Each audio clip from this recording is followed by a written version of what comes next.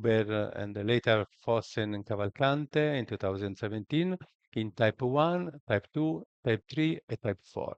So you can see that the final geometry is the same. There is a concentration of strain in the middle part, but the timing and the growth of the shear zone is a bit different. It is not easy to recognize this kind of shear zone only by the geometry and the finite strain, because we need also to know the timing of formation of the foliation across the shear zone. Anyway, uh, this is the type 1 shear zone that is called thickening or widening shear zone, because the shear zone starts mm, in a small part of the rocks where strain is concentrated. Then, by strain hardening, the formation is not more able to continue along this level, and the deformation migrates towards the upper and the lower wall, and the shear zone increases in width. And the end, we have a geometry like this, but the active part of a shear zone is the border and the upper lower border, whereas the inner part is left stable with no deformation. So the shear zone increases in width, but the deformation is moving towards the wall. Okay, this is not easy to recognize in the field. Yeah,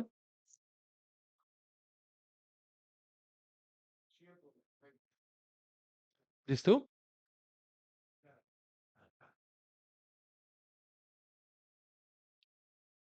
Oh, for this? Oh, okay. The black stuff means the active shearing.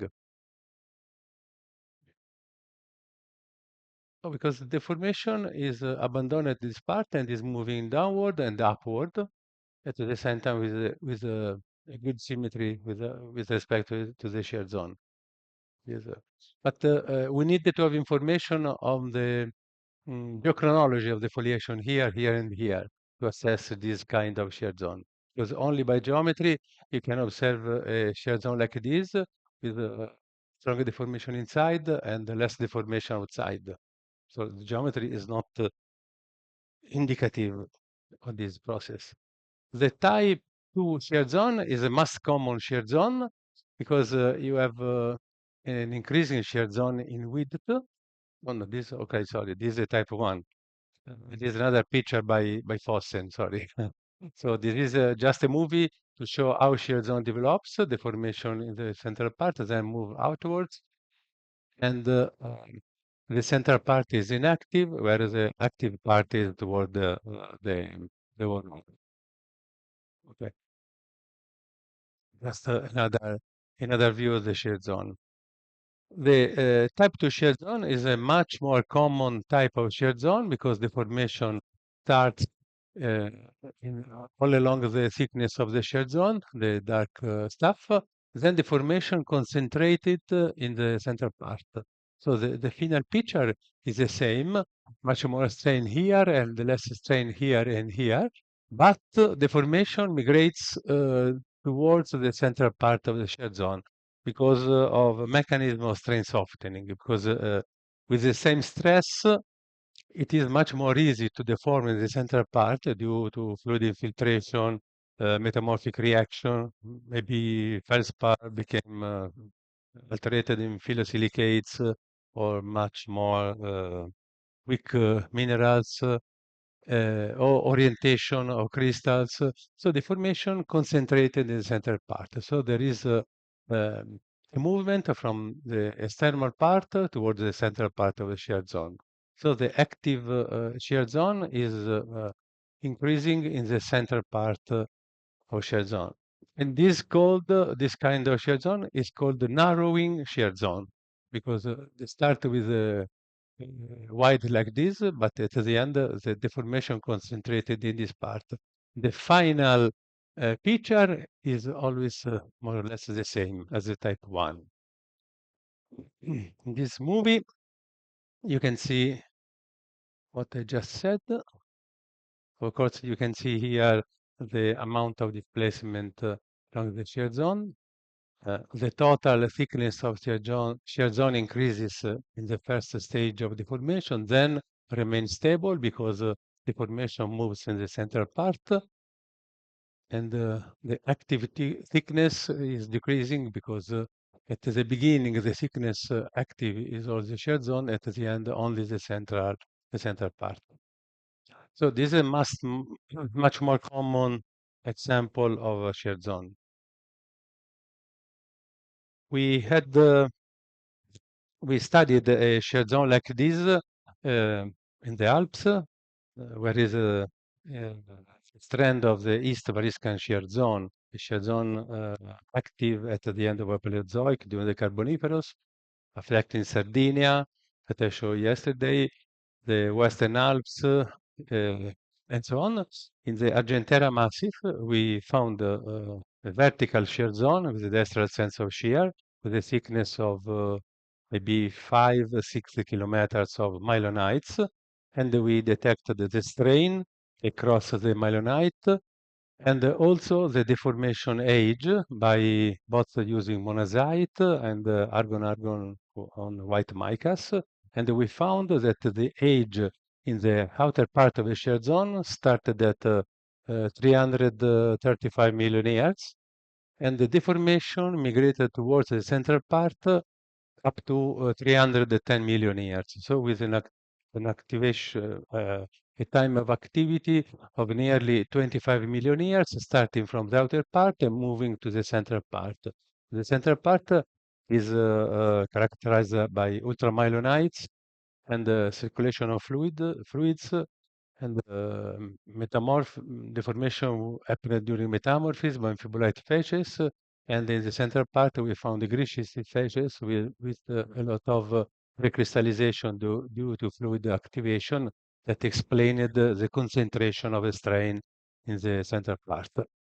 So in this way, we are able to characterize the regional scale shear zone to be type 2. But with only the geometry, it's very difficult. The type 3 shear zone is a shear zone where deformation remain stable all over the time, all over the thickness of the shear zone. And it's very simple and difficult to recognize. Is the model of the shear zone. Deformation start occupying a width a certain width of the rock, but continues to deform all over the thickness with no particularly concentration or strain hardening or strain softening.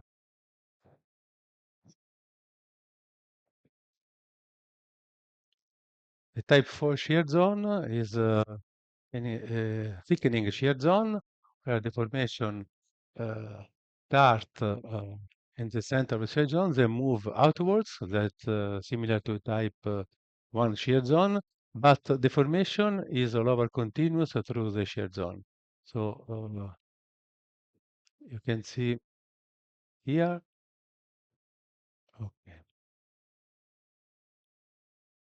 The active thickness is increasing as the shear zone increases the width. So this is also little bit difficult to recognize. Of course, you have to date older fabric here and the younger fabric here. But maybe that during deformation, this older fabric could be reworked by later deformation. So it is not easy to recognize. And this kind of shear zone are, of course, symmetric type. So you can observe the symmetry of a shear zone. But for example, in orogenic belt, such as the Himalayas, shear zone are symmetric because, for example, you have the main central truss that it is a thick truss sense shear zone, and deformation is characterized by a thickness of maybe 4-5 kilometers of myelonites. But what we found in Uttarakhand We dated the upper portion of the shear zone by argon-argon white micas, and the lower part, maybe the Vaikrita trust in the upper portion, Munziari trust in the lower part, and the age is different. It's older in the upper part. We have ages of white mica around 10, 9 million years. Then there is the growth of static micas along the foliation, and then the formation migrated towards the lower part, the Munziari trust, with ages up to 4, 5 million years. So the shear zone is characterized by a thickness of melanite, but the age is different from the upper part to the lower part, with no such asymmetry, but it is asymmetric with immigration of active deformation towards the lower part. Because in mountain belt, you have all the chain active and pushing towards the foreland. So it is quite difficult to have this kind of shear zone.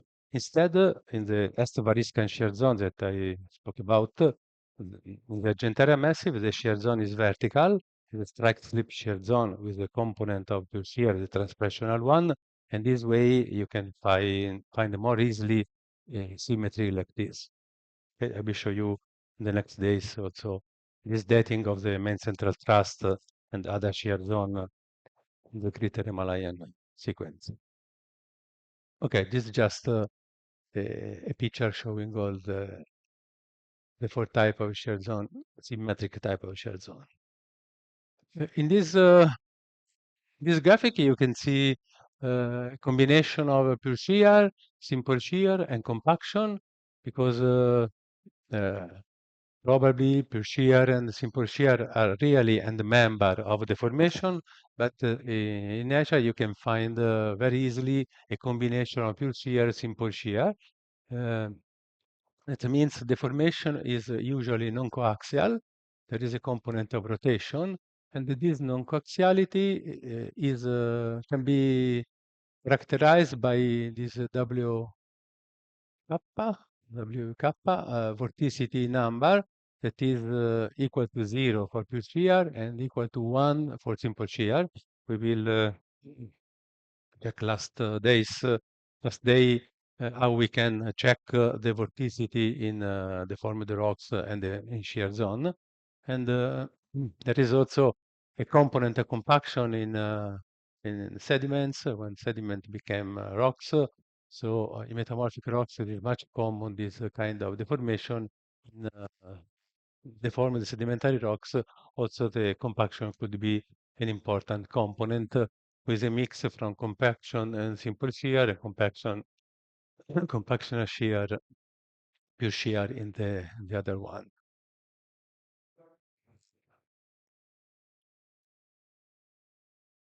Okay. In pure shear, you have shortening, extension, and maybe the volume is maintained. In compaction, you have shortening along the z-axis with a volume reduction. Okay? This is the main difference. Thank you for the question. Okay, this is just another picture to show types of 2D deformation. Original state, the circle and the square, uh, pure shear deformation, simple shear deformation, the combination of the two. You have simple shear and pure shear contemporaneous. In this case, we speak about general shear or maybe transpressional deformation or transtensional deformation. It depends on the orientation of the pure shear.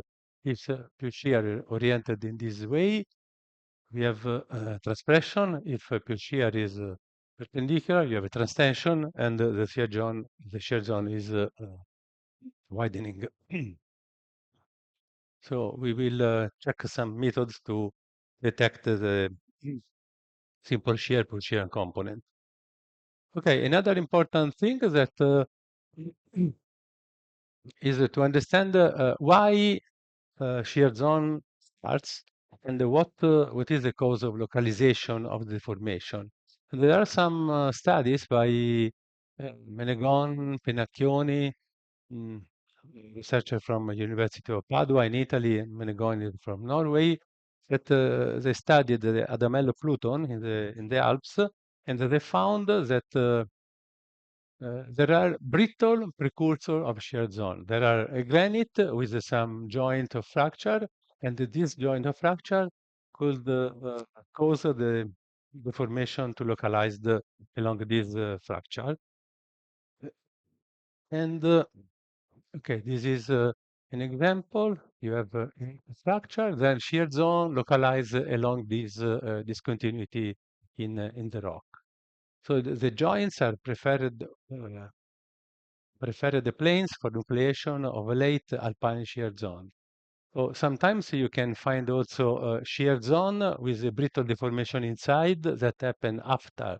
Because if you have a shear zone at depth, then the shear zone start to be exhumed, they move towards the surface, so temperature and pressure decreases, and from ductile condition you meet a brittle condition.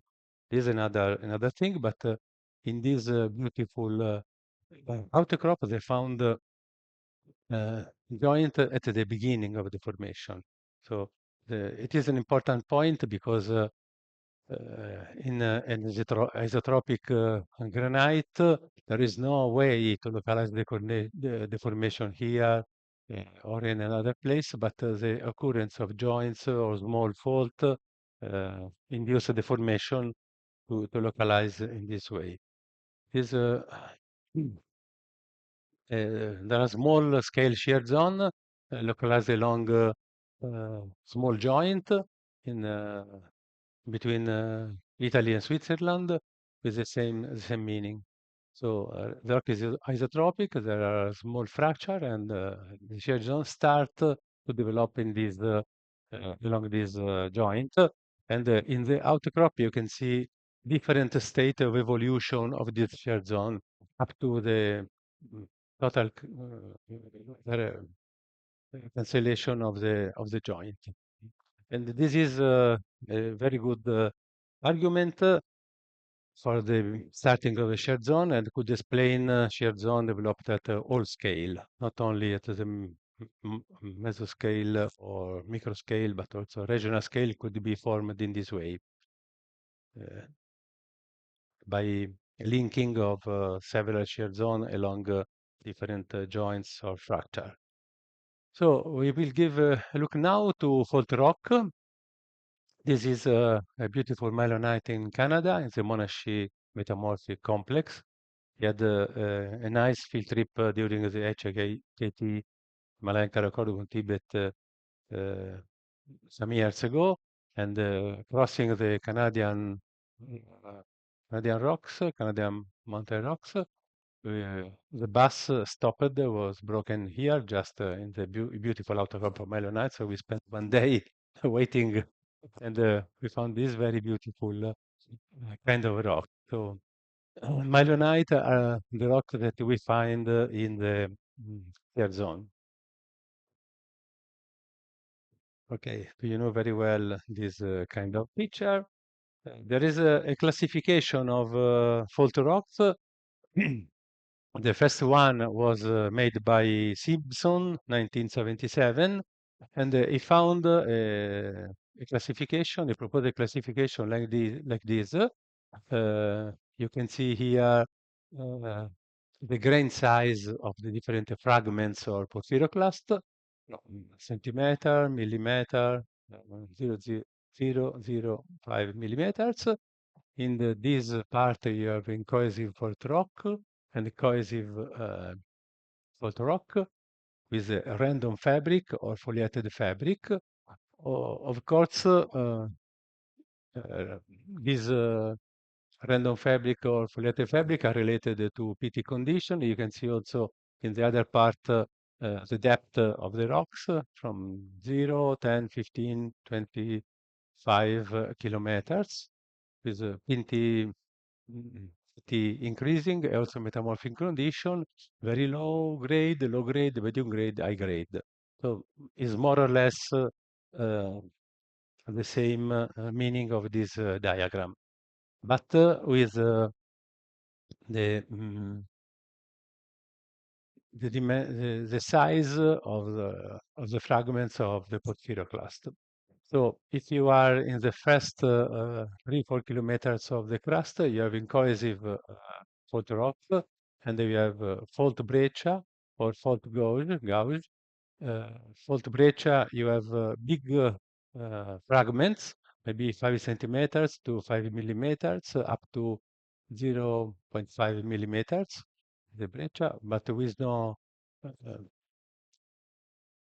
with a small amount of 50%. Okay, maybe this 30% of rock mass, visible fragments, are much more than 30%. The fault gouge is a powder with small fragments that make less than 30% of the rock mass. So very few fragments in a powder made of rock with no cohesion. If you go deeper in the crust, the pressure increases, so you have cohesive rock that are characterized by random fabric in the brittle and brittle ductile transition. So you have some kind of breccia, uh, protocataclysite, cataclysite, or cataclysite, depending of the grain size. With the cataclysite, very, very small fragments of the order of 0.005 millimeters. And the percentage of matrix is from 90% to 100%. So uh, from here to here, you increase the amount of matrix present in the rocks, and the size of the fragments is from centimeter size to millimeter size and lower. Okay, these are the classification of the fault rocks along the fault in the brittle or brittle ductile transition that happened between 10 and 15 kilometers. Below 15 kilometers, you enter in the field of myelonite. That is a general term that includes protomyelonite, Hogan myelonite, and ultramyelonite. This term is no longer used, is abandoned, so we use only protomyelonite, myelonite, and ultramyelonite. Also, blastomyelonite is not more used, and the protomyelonite is a fault rock, a foliated fault rock, cohesive fault rock, made by large amount of fragments, a small amount of matrix, with a size like this. Then, increasing the deformation, you decrease the size of the fragments and you reach the myelonite with a matrix between 60 and 90%.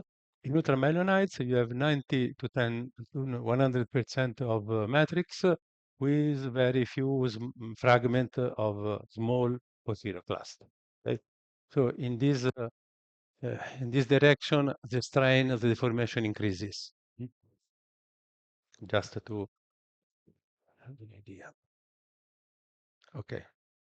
In the first classification of Simpson, foliated rocks were only related to myelonites, but in the following years, people recognized the occurrence of foliated cataclysite. But the foliation is not due to metamorphic processes, but to alignment of maybe pressure solution, joints, fractures. But anyway, they give a foliated appearance to this kind of rocks. And also, people recognize the occurrence of pseudo-tachylite. Pseudo-tachylite are melted rock produced during the friction of the fault plane. And the appearance is like a glass, maybe sometimes crystallized. And this is due to earthquake with high velocity of deformation, maybe much more than 3-4 meters per second. So a very quick earthquake can produce pseudotachylite along the fault plane. Uh, I can show briefly a video because I have a colleague in Italy, Giulio Di Toro, that worked with experimental deformation of pseudotachylite. And a few years ago, he built up a machine in a laboratory in Rome where he tried to build up in laboratory pseudotachylites. He put two pieces of gabbro rocks, in a rotating machine and make a rotation until gabbro produces the melt. And this is probably okay. This is probably the first experiment make in INGV laboratory in Rome, and you observe the rotating machine. These are pieces of gabbro, and this is the melt produced during the friction of the rocks. And down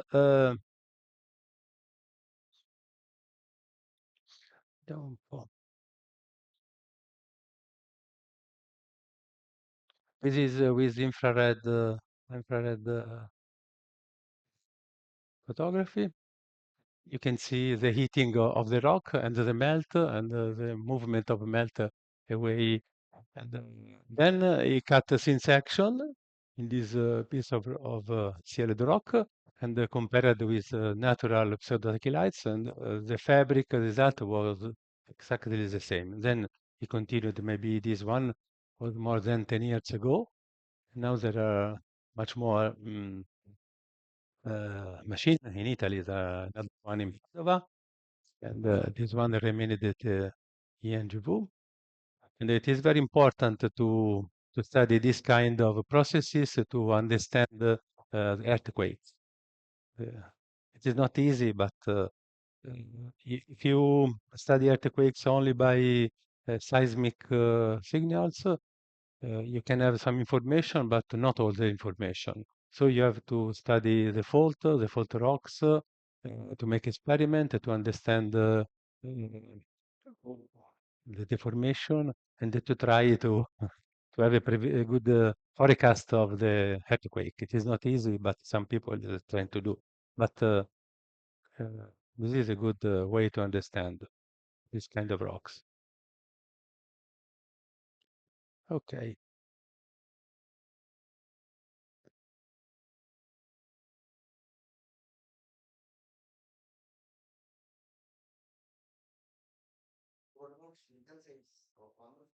Sorry?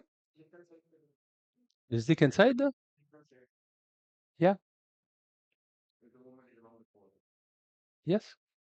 Of course. I don't understand the question. Slick and side are very common on photo rocks. Yeah. Yes. They indicate the direction of shearing or movement. In the pseudotachelites are not so common because there is a melting of the material, but in the rocks, yes. Here's a picture of pseudotachelites in nature. You can see the generation surface that is more or less the fault rock, and there is also this injection vein that are characterized of the pseudotachelites. They are dark with this kind of vein, but the problem is that usually the recrystallize, so you observe not only glass but other material, or sometimes you have a cataclysite in the later part of the formation, so you can see the dark stuff along the fault is a gabbro, and this injection part because there is an increase in volume of these rocks, so there is a injection of molten veins in this part. This gabbro came from the Alps. There is a Permian gabbro uh, with a lot of these pseudotachylite and cataclysite, also with a thickness of 10 centimeters. So big earthquake during the Permian Triassic time, but they are well exposed on the surface now. In the book of Pasquier and Trau, you can see the main feature uh, of statocalites, the generation surface with a lot of veins, including this kind of block. So this feature is very characteristic of fault rocks. And they indicate very quick movement of the fault. Okay. Just a quick look to other fault, fault rocks. We are in Sardinia. We are Cretaceous limestone. This is a trust. And this is a cataclysite. This is a hammer, geological hammer. And this is a breccia and cataclysite produced during the thrust movement. Very, very big. You can see the people, the geologist, my former professor Pertusati and some other students. The thickness is 4 or 5 meters of breccia and cataclysite. Yep.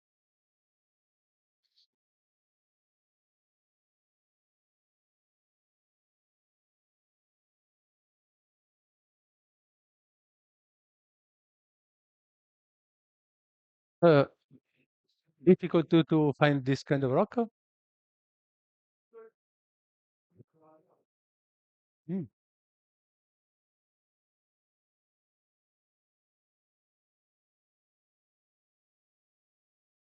mm.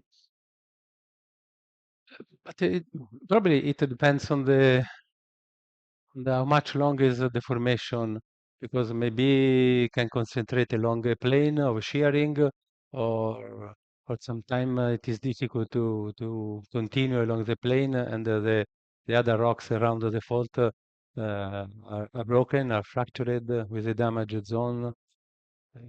Because we have both type, or or fault with a single surface and a strong shearing, maybe with mirror, no, like mirror on the surface, or usually you have the fault core with a damage zone, uh, widening towards the wall rock.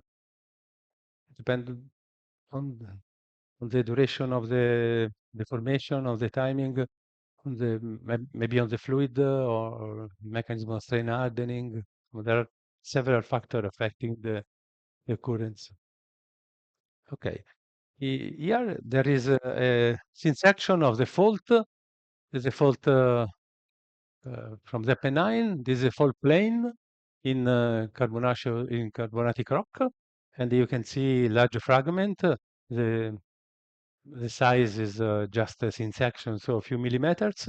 You can see big fragments here and the small matrix. If you go towards the fault plane, you can see that the size of the fragments decreases and increases the amount of matrix is normally observed going towards the maximum strain, the maximum fault plane. Okay.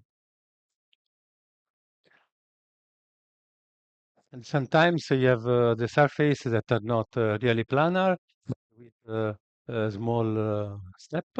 And along this step, you could observe the growth of calcite uh, with,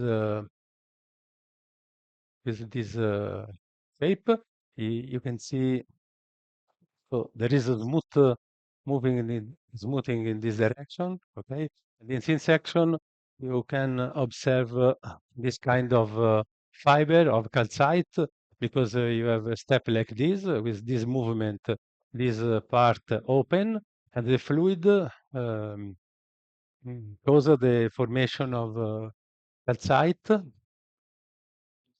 with fiber of calcite like this. So the fiber are attached here to the micrite of the calcareous rocks. So then there is a growth in this direction with this step. So you move in this direction, and you follow a smooth surface. It is a good kinematic indicators in the brittle realm. Okay. Okay. Just a look to a region, northwestern Europe, in the Moyntrast Belt in the Highlands of Scotland, because as you told me yesterday, in this part we are here. Italy, Torino is here, and the highlands of Scotland are here. In this part, we have discovered the Milonite, just in this outcrop in Loch Haribol, in this part. This is a Moyne Trust, a famous trust hmm, with the Lewisian rock above the Moyne rocks. And here there is an outcrop that is famous, that is made maybe on paragneiss and quartzite. This is just the line of the Moyne Trust, and these quartzite are now mm, characterized by Milonites. And at the end of the 80s, Charles Lapworth studied this rock and was the first to use the term Milonite, meaning that the rocks they were crushed like a mill because he think thought about that the Milonite are due to crashing of rocks, also the ductile Milonite. It is not true, but only in the 70s and in the 80s of the 19th century, people recognized this by dynamic recrystallization. And also in this portion of the islands, Jakey used for the first time the term trust. So it is a very important place for structural geology. And at the time, there was a big debate about stratigraphic contact along the Moyne Trust or a real trust. And Charles Lapore, studying thin section, detected the place. We had a nice field trip with Rick Lowe several years ago. This is just the famous outcrop. And yeah, the scene section that similar to the one that Lapworth studied in the 1880, 80. You can see a lot of matrix, some porphyrioclast here in the hand sample. At the micro scale, you can see some feldspar, quartz crystallized, brittle feldspar, quartz crystallized. So it was the first description of a Milonite under the optical microscope. And also in this part of the islands, Mike Coward studied structural geology and detected the evolution of major trust and imbricate duplexes and developed the terminology that we now use commonly in structural geology in the foreland, at least in the foreland type deformation.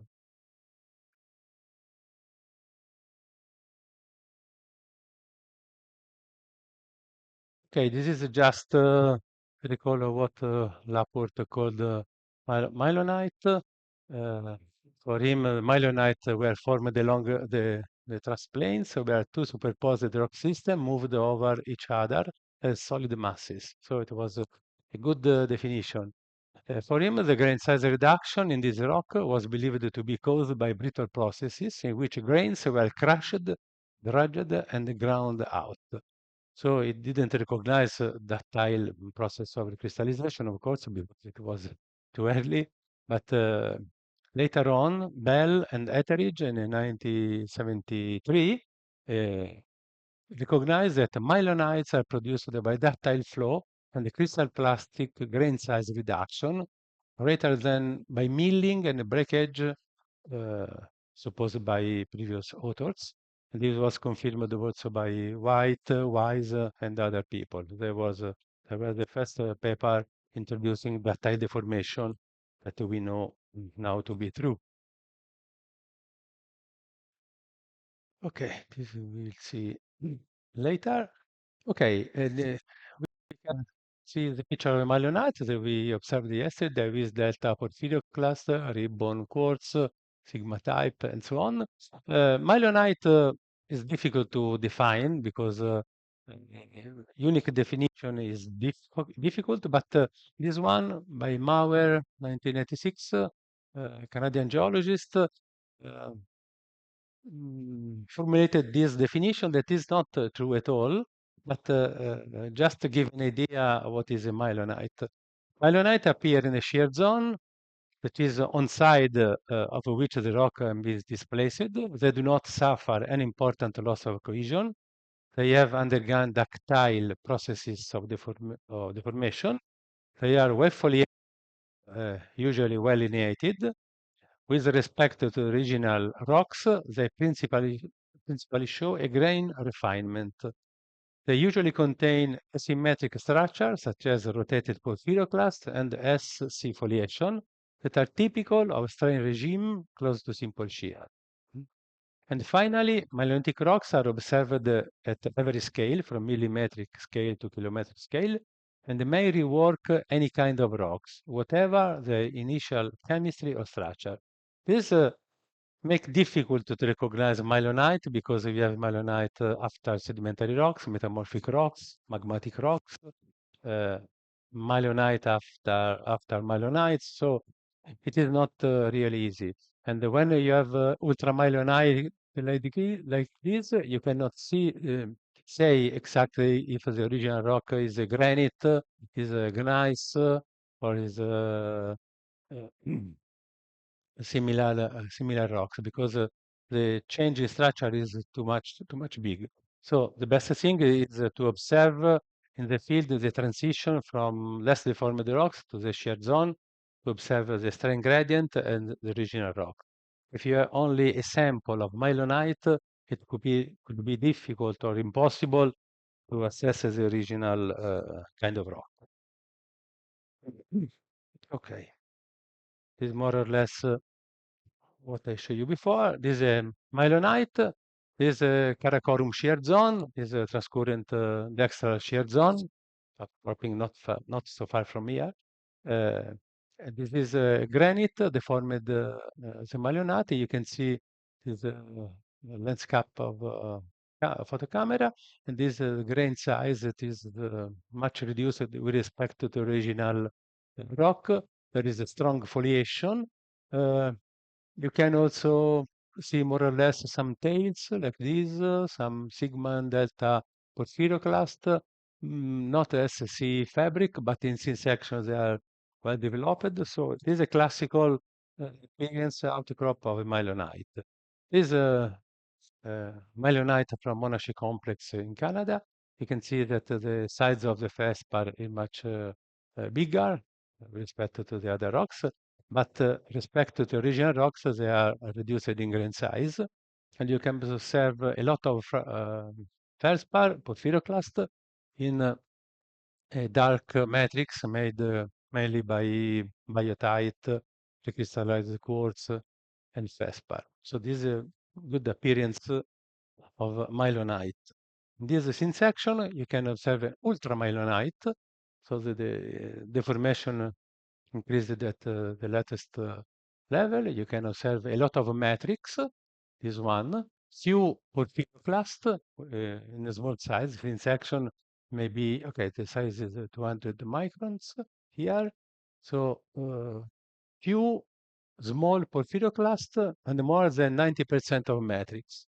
So there is a huge process of deformation.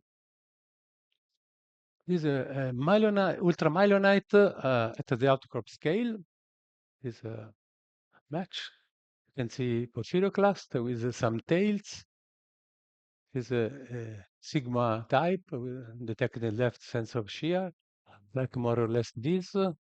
But the picture is good to show ultramylonite because few porphyroclast and much part of the rock is made by matrix.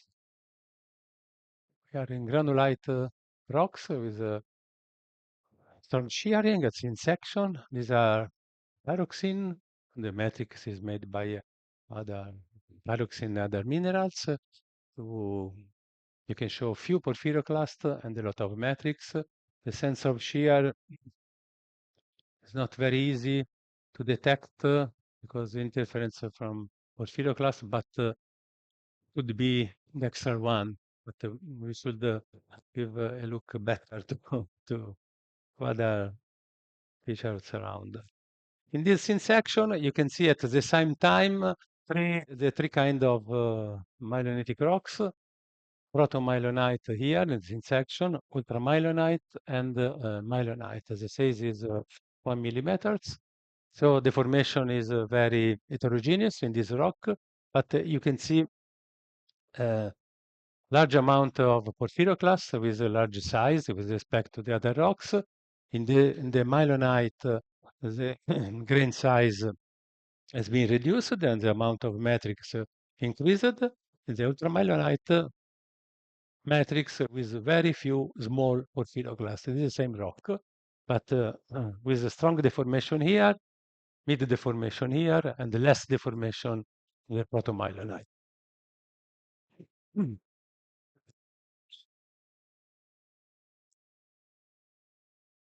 Okay. It is more or less all for the shared zone. I remember that, as I told you yesterday, when you study shared zone or myelonites, you can take care of the orientation of the observation or the scene section. Here we can see an ideal monoclinic and plane strain shear zone. That means that the deformation happened only along the z-axis or x-axis. In this axis, deformation is equal to 1. Yeah.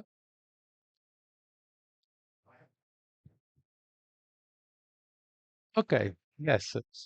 Okay. In the field, we will start from the foliation because several years ago, structural geology studied the formation of rocks from theoretical models, from practical models, and they found that the foliation in the metamorphic rocks, in the formed rocks, is a good approximation, not exactly one, but a good approximation of this plane, x epsilon plane. So this is a starting point. On the foliation plane, you can observe a stretching lineation. The minerals are aligned in this direction. So along this plane, you can recognize the elongation direction. So in this way, you can cut a section perpendicular to the foliation and parallel to the stretching lineation.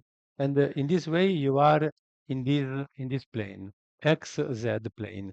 That is the right plane to observe the formation and shear sense indicators, because you have the maximum strain plane, and in monoclinic shear zone, the rotation axis, the vorticity axis is parallel to this axis, so you can observe the object perpendicular to the axis of rotation. If you take a section in this way, uh, you can observe no rotation because you are parallel um, to the rotation axis, to the vorticity axis. Some people use this section, especially petrologists, because in this section the minerals are very strongly deformed because strongly elongated, strongly shortened, and they prefer to use this because they show more or less the original shape. Could be good for petrological analysis, but completely wrong for structural geology, because this is the only correct plane to observe the formation. If you take another section like this or like this, but not this one, you can observe component in different orientation. This is called also SOS plane, sense of shear plane, just to remember. Of course, some people believe, some American people believe that all the shear zone are triclinic geometry, not monoclinic. So the axis of rotation is not parallel to this axis, but is oblique to each one axis. In this way, it is very complex to deal with the shear zone. Uh, if there is a triclinic component and the rotation axis is oblique to the three axis x epsilon z, you can observe also rotation in this section. Whenever you cut the shear zone, you observe rotation. So the best thing, if you have an axis like this, you have to cut section perpendicular to the vorticity axis, but it is very difficult to find in the rock. But fortunately, there were made some theoretical studies by Case Pasquier and my former student Jacopini, that is now professor at the University of Naples in Italy, that they found that maybe at the starting point, at the beginning of the formation, the geometry is not well defined.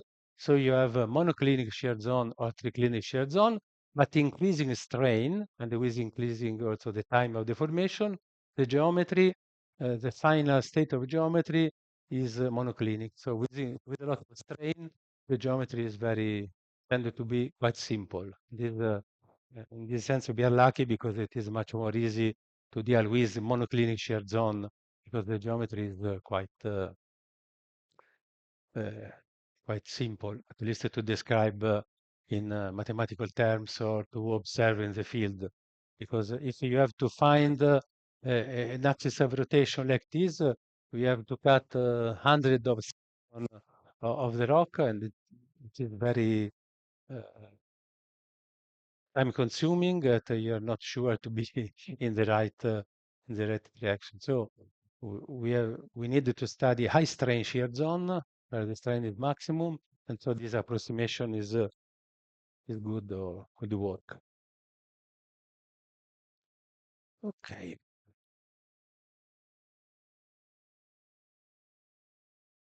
more or less.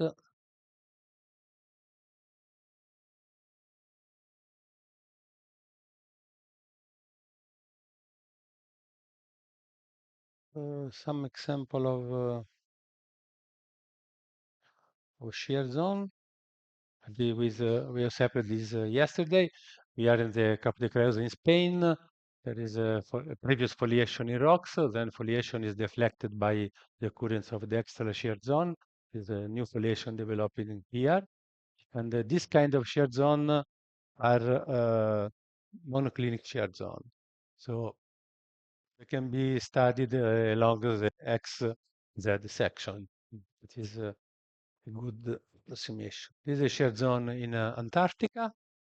The picture is made by helicopter because they are in the wall of the mountain, Mount Amazon, and you can see the foliation deflected by the shear zone here.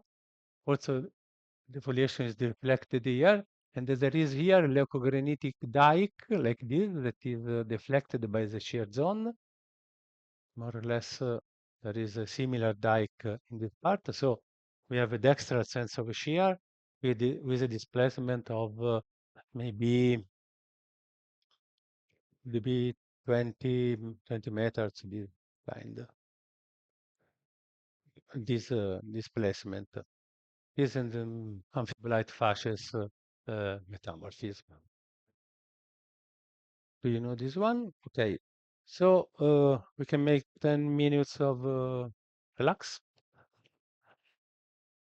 And then we start with the formation mechanism. Have you some question about this part of shear zone? Okay.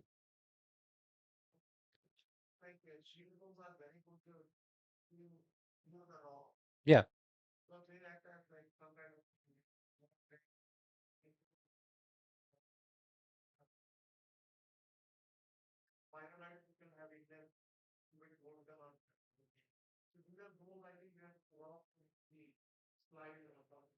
Mm. Ah, the reason why shear zone develops, okay, one reason is the occurrence of fracture, joints, or maybe weak rocks. If you have a pile of sediments with other rocks and weaker rocks, when you push, of course, the formation try to localize the weaker rocks because with the same stress, you can deform the weak rocks much easier than the other rocks. Maybe uh,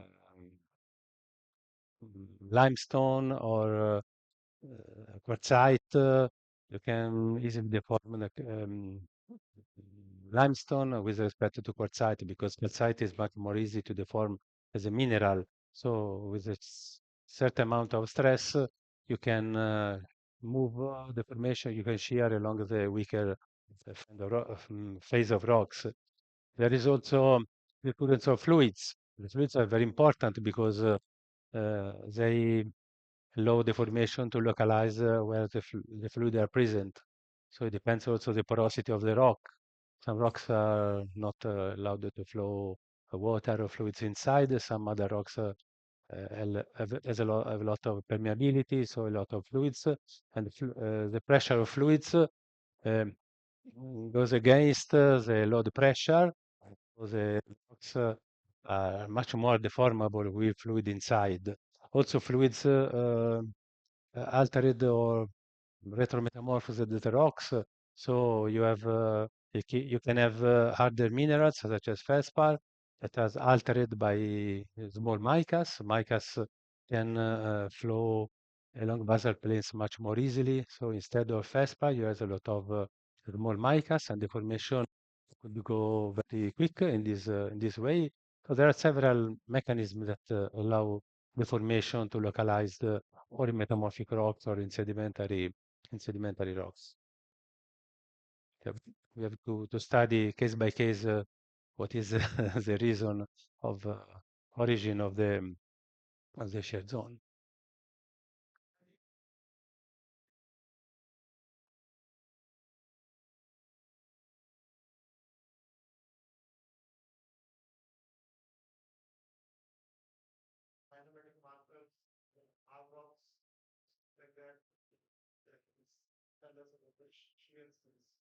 Instructs the lip shared zone.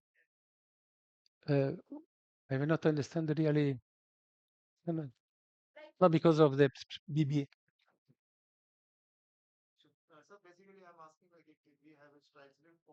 Yeah.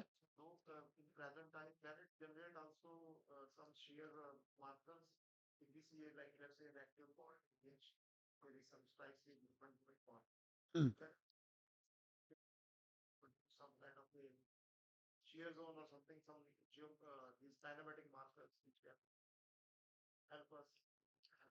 Uh, oh yes, but we shall see case by case what happened with this second shared zone. Also, if are active now, you mean maybe use geomorphology or yeah, geomorphology displays the terraces or rivers. Or, yes, maybe mm, thermochronology is not very useful because the movement is on horizontal plane, so no vertical displacement. So maybe geomorphology could help very well. Or you can use small tremors, small earthquake could be localized along the trace of the shear zone. Maybe. Yeah. Uh,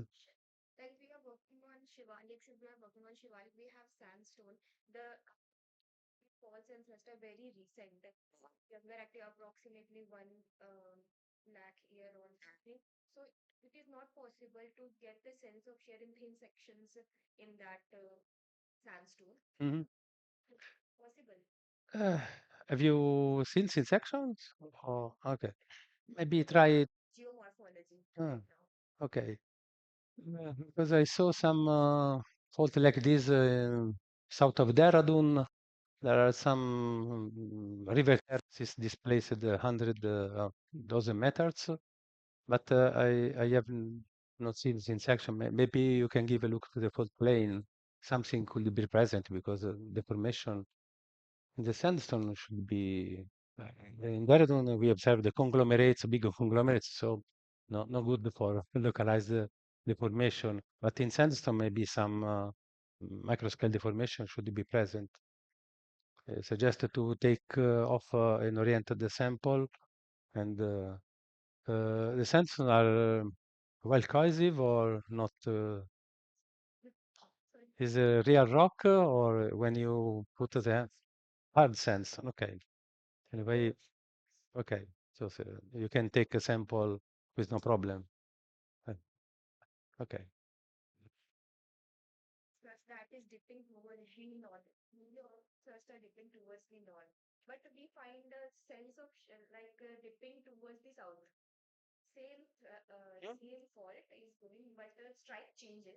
Mm.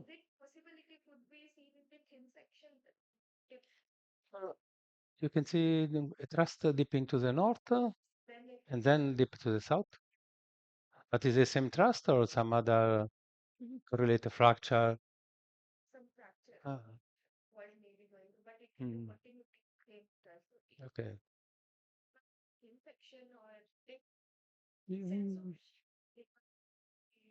Mm, maybe you can try. But when you have a thrust, you have also a lot of fracture, such as high angle radial fracture, small angle. So the, later than the surface, the thrust surface could be cut by later fracture. Maybe not exactly the same plane, but the fracture related to the deformation that cut the plane. Be welcome. Okay.